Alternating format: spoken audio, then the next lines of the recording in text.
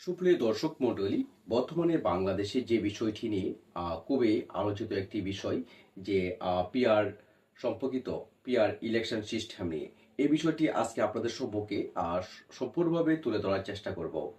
So এই PR নির্বাচন কি বা এই পিআর নির্বাচনের মাধ্যমে কি হতে পারে বা পিআর নির্বাচন কতটুকু আমাদের বাংলাদেশে গ্রহণযোগ্যতা পেতে পারে বা এই পিআর নির্বাচন সম্পর্কে আপনাদের সম্মুখে কিছু কথা বলার চেষ্টা করছি।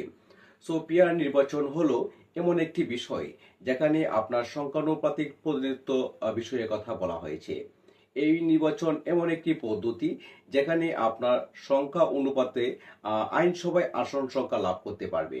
আমি যদি আপনাদেরকে আরো সহজভাবে উদাহরণ দিয়ে যদি বোঝানোর চেষ্টা করি তাহলে অবশ্যই আপনারা এই বিষয়টি আরো সহজভাবে বুঝতে পারবেন।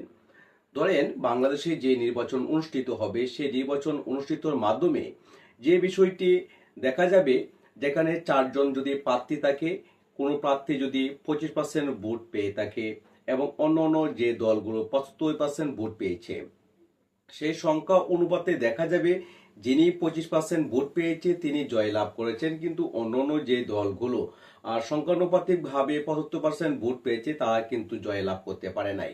কিন্তু এখানে যে সিস্টেমটি, যেটা পিআর সিস্টেম নির্বাচনে বলা হয়েছে, এখানে এই নির্বাচনের মাধ্যমে আপনার সংখ্যা হারে যেখানে দেখা যাবে আপনার সংখ্যাপাতিত্ব অনুসারে গড়ে কে কত পার্সেন্ট ভোট পেয়েছে সেভাবে আসন লাভ করতে পারবে।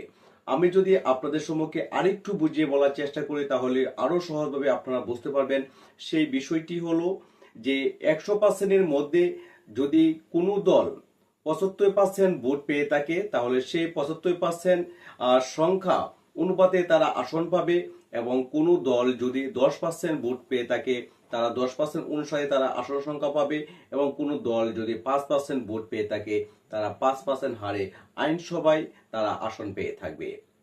অর্থাৎ সারা বাংলাদেশে যে নির্বাচন অনুষ্ঠিত হবে সেই নির্বাচনের আনুষ্ঠানিকভাবে কে কত পার্সেন্ট ভোট পেয়েছে সেটার উপর নির্ভর করে কিন্তু আপনাদের আইনসভা আসন সংখ্যা লাভ করবে। অর্থাৎ সংখ্যানুপাতিক গড় হারে ভোট গণনা করে যে কত পার্সেন্ট ভোট পেয়েছে সে অনুপাতে আইনসভায় আসন সংখ্যা লাভ করাকেই এটাকে বলা হয়ে থাকে পিআর পদ্ধতি নির্বাচন।